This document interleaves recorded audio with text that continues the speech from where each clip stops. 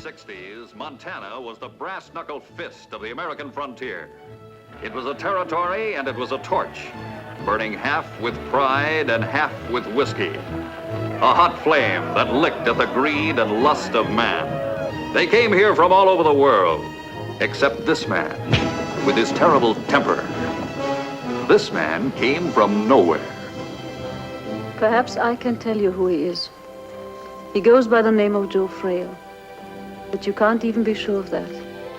Sometimes there's something very warm in his eyes, and sometimes I think he'll always be a stranger. He has no friends, and he wants none. I'd say he had his reasons. And those reasons are what make Joe Frail the kind of fellow you don't run into very often. Except maybe in the Montana Territory, where there was no law and where there were no badges. And the only thing that kept people respectable was the hanging tree.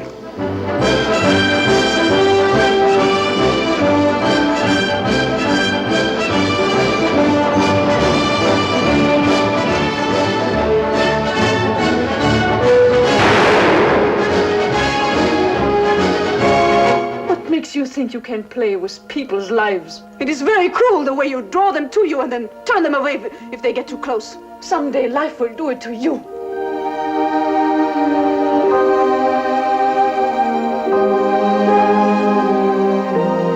In plain tongue, Doc Frail's been paying your way from the start. And ain't none of us has to ask how you've been paying him back. $1,119 worth you're being kept, like any harlot.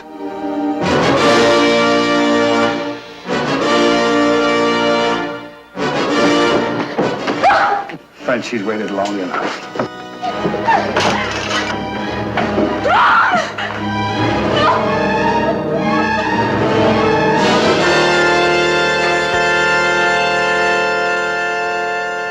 All he said was something about a house burning down. Are you gonna kill a man for that? Any questions about my life or my way of life?